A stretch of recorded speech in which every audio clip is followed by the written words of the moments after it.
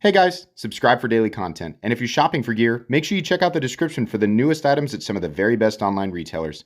There's also links for some of the items that I personally recommend. Thanks! What's going on YouTube? Metal Complex here, and today I've got another interesting knife review / knife overview to share with you guys. This is the Vosteed Gator, which is a larger budget offering, which is nice because we don't see an enormous number of larger budget knives out there.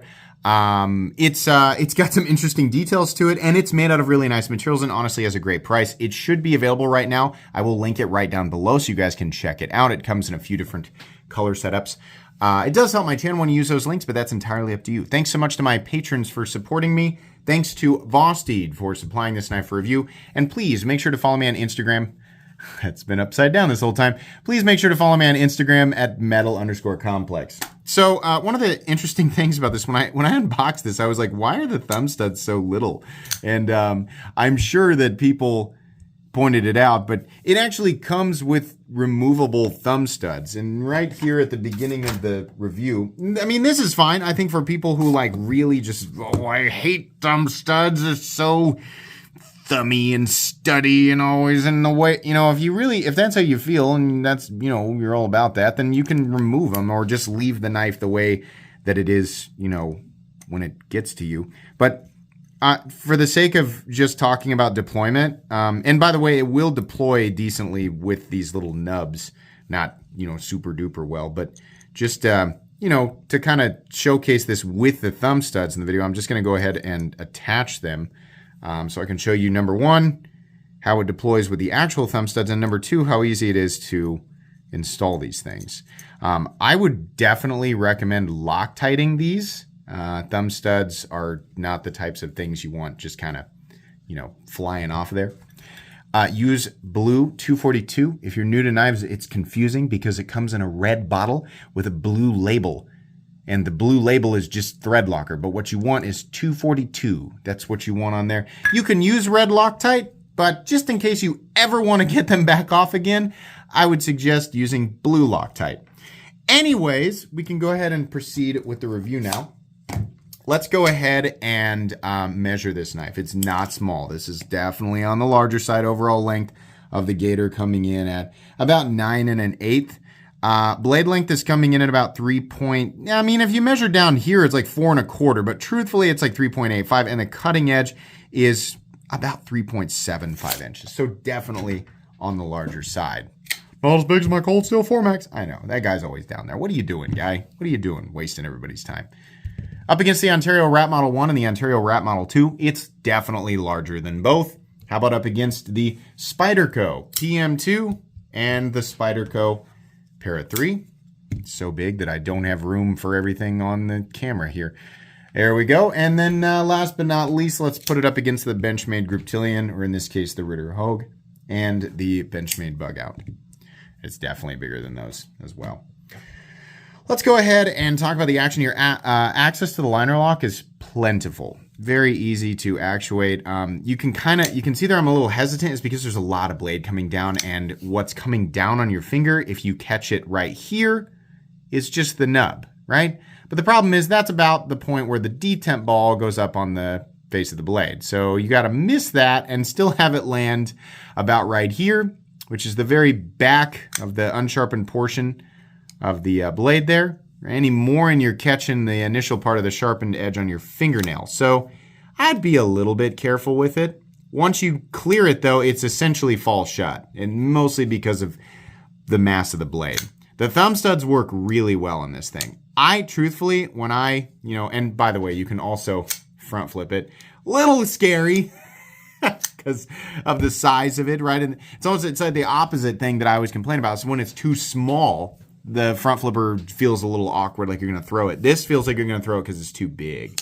But the little flipper tab on the back, which is very low profile, that works just fine. Light switching it. I think the easiest way to deploy it is with the thumb studs, and you can certainly reverse flick it or just thumb flick it out like this. What I do when I disengage it, move this out of the way, sort of keep my index finger on it, keep it sideways like this so the blade's not falling down. But this is not one that I would always trust to just turn, right? You can get it. You'll get used to it. Just be a little careful with it. But overall, the action's fine. It's nothing spectacular, but it's good enough. Let's go ahead and do carry profile thickness up against this Para 3. Wow, it's freaking thick. Not the thickest thing I've ever handled. Why did I word it like that?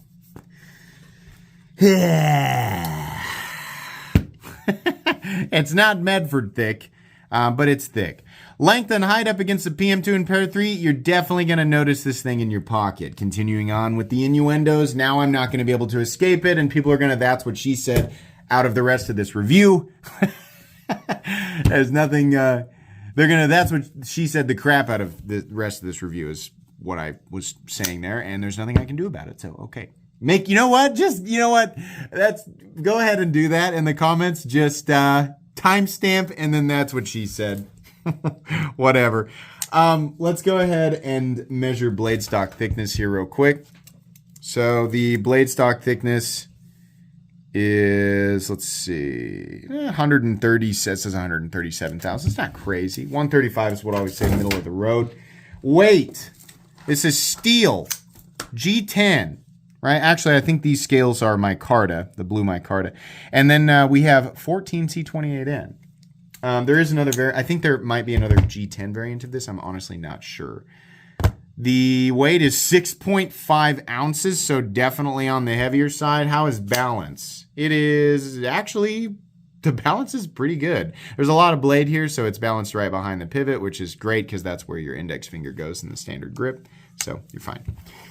It's just really big and really heavy compared to the average folding knife. Let's go ahead and do a hardware check. I'll get out my tools. As per usual, my tools are very inexpensive and very recommendable. You can find them right down in the section of my description that talks about the tools I use on this channel.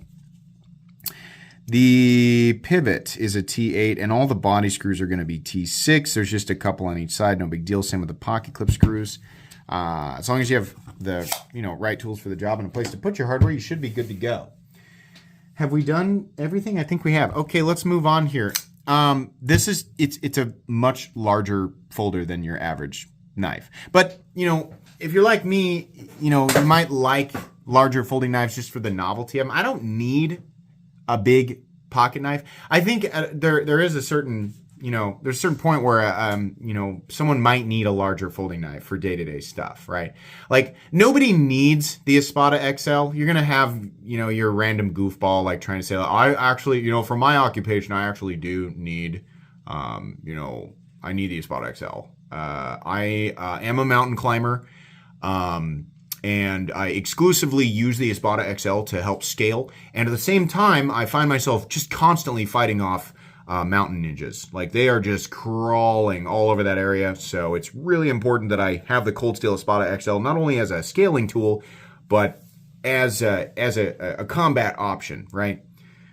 All right, so that guy needs it. Everybody else doesn't, right? But I mean, to a certain point, like within a reasonable parameter, there is like a necessity for some people to have a larger folding knife. I think the vast majority of people who like larger folding knives just like them. Like, I like to carry a larger folding knife every now and then just because I like to. I don't feel like I need it. I don't have to justify it to myself. I just am like, yep, I'm going to carry a large folding knife today because I want to. Who cares, right?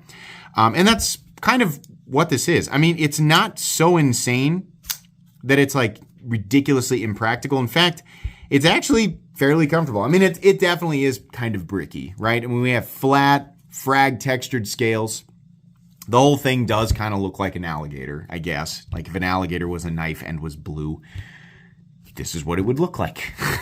But it's a fairly ergonomic brick that's kind of chunky. The edges are chamfered down, right? It's not an ergonomic masterpiece, but there's plenty of lock-in, and you can choke up right here behind the blade. The jimping is also really nice. It's actual jimping that's functional. You can also sort of rest your thumb up in this area, which is reasonably comfortable, right? I think people who carry larger knives kind of know what to expect, and as far as larger knives go, this is reasonably ergonomic and reasonably comfortable. So I can't really complain too much, especially considering the price. The thumb studs, when they are attached, absolutely do not clear the cutting path. What's weird is that the things that you put in place also do not clear the cutting path. I mean, these still stick up. So you're still cutting into at least these, right? The ledges there. So I guess if you are worried about something running into the studs or this area, don't put anything there. Just leave it as a hole, right? Because there's quite a bit of sharpened blade, if you're going to cut straight down, that'll run into that stud. Fortunately, a natural cut, even when you push down, is still kind of at an angle, right? Kind of like this, and in which case, actually, if you cut like this, it's definitely going to go into it. So consider that while you're, deciding whether or not you want the studs on the knife. It's just a satin finished blade that is very sort of Toucan Bill Wharncliffe, whatever, modified Toucan tactical level 900 Ninja Wizard blade. That's the actual, by the way, I will hear no arguments. That is the technical term. Anything that you have come to know up to this point is just incorrect unless it is specifically that. So that's what we're calling this blade shape from now on. But in all seriousness, it's just one long straight edge. There's no curvature to it whatsoever. I guess longer draw cuts, right? It'll slice. The edge is, it's about medium. I wouldn't say it's like overly thick. It's definitely not, extremely thin either. But, will it still slice paper? Yeah. In fact, pretty good, right? A little bit of lifting on the edges, right? But it's absolutely slicing. It's plenty capable of slicing paper right out of the box there, right? Factory edge is fine. I can't say that I expect much more. That's really it for the blade. I mean, fit and finish all the way around is good. If you're not familiar with Vosteed knives, they do a really good job. Fit and finish is usually on point. But it's also, they're usually put together in a really simple way, which is fine because I prefer the materials that they use, and I also like their pricing. So if they get too complicated with the execution of said materials, then the price goes up into an area where people are not comfortable with, right? And so when we're considering these materials, it's nice when, if somebody were to write down micarta steel 14C28N and then sort of give an overall, length, okay, it's a big knife made out of these materials. And then you see the price on it, and most people are going to go, yeah, that sounds about right. Here or there, slightly north or south. But that's why I prefer the way that they put these things together. We just have a piece of micarta on each side on top of exposed steel liners, which is fine. There's weight reduction, which is how they got it down to 6.5 ounces. There's a filler tab on this side, which I don't really care. There's not too much exotic aesthetic going on here. So the filler tab, in my opinion, doesn't ruin anything. It's better that it's there because lefties actually have a place to mount their clips. That's really nice. Speaking of the pocket clip, wow, it's just perfection. This is just an excellent, as far as a basic clip goes, nested into the micarta, which will be the same way on this side because you have the filler tab. You've got recessed screws. It's fairly deep carry. It's not completely deep, but it's not shallow, that's really my only preference. And then we have a drop and just a slight swoop. In some cases, if your pocket seam is thicker than the distance between the top of the micarta and the bill of the clip, you might have a little trouble pushing it in there, but for the most part, it's going to rise to meet your pocket seam, right? And more importantly, it's not going to grab things as you walk by and bend out, not nearly as readily as, say, Civivi's Loch Ness Monster clip. We've got a couple of standoffs back here, which is fine. We got a big lanyard hole for lanyardy people, so that's also fine. This is riding on the frag texturing, which is I would say it'll take a medium amount of time to fray up your pants. It's definitely gonna over time. But micarta will also wear down over time. So it depends on what material you're trying to shove this knife into. Denim or work pants, not as readily as whatever you wear to golf in. So sort of apply that how you will. There is a stop pin that's actually attached to the blade. I think you can see it reflecting in there. It's riding on channels on either side of the steel liners, which is fine. Hidden stop pin, and you get an extra point of contact versus a traditional stop pin, so that's good. No blade play up, down, left, or right. It runs on bearings. I think that was obvious. No lock stick. Close to double clutch, and a little bit awkward when we come down to, meet the thumb. Maybe a little bit of squeakiness there. That's usually remedied by putting a single drop of 10 weight or KPL on the detent ball. You can also lock the blade out so that there's no contact on the detent ball at all and just blow that whole area out with compressed air. It might be that some tiny piece of debris is getting caught between the detent ball and the blade face. Then oil it, and it should get rid of it and actually smooth the action up. But the action, the way that it comes from the factory, is fine. We have a medium detent that, honestly, you know, considering how you're flipping it, works really well with the flipper tab or the thumb stud. I just don't really like the front flipper action. And then I think this is it slightly off-centered? I think it was maybe ever so slightly off-center from the factory. I don't know that I really want to complain about that. No detent play either. What's the price on this big boy? $69 giggity. That's not bad. $69 for whether you get it on Amazon, it'll be linked on Amazon down in the description, whether you're looking at Amazon or Vosteed's own website. It's the same price, right? Not bad. I mean, this is for somebody who wants kind of a little bit of a different looking knife, and they want a larger knife, and they like alligators. Yes, but as far as these things go, it's not bad. This is not a knife for everybody. I like that Vosteed and other companies are trying here and there to make larger budget knives. And when I say budget, right, because some people are like, how can you call anything over $20 budget? On this channel, it's anything under $75 because the price of folding knives, if you're unaware, gets way higher, way higher. This is definitely budget territory on this channel. But under $75, I think this price is reasonable. I don't really have a problem with it. I'm going to put it on my cheap knives I like playlist because I like it. It's kind of weird and it's a little bit different, right? Not something that I'm going to say is like an overall fantastic day-to-day, tool. I think it might work better for some people whose occupations would demand a little bit more blade, right? There are certainly other options out there, other competitive options, even in the same size territory, just not as much, but it's neat, right? I mean, that's about the best score I can give it. It's neat. I'm going to put it in that playlist. And that's going to be about it. I think people who like larger knives and kind of, things that have a little bit different aesthetic might enjoy it. That's going to be pretty much it today. This will definitely end up being a knife that I give away on a live stream, which if you're new to my channel, occurs usually on the weekends, either Fridays or Saturdays in the evenings. And I usually give away multiple knives. This will end up there.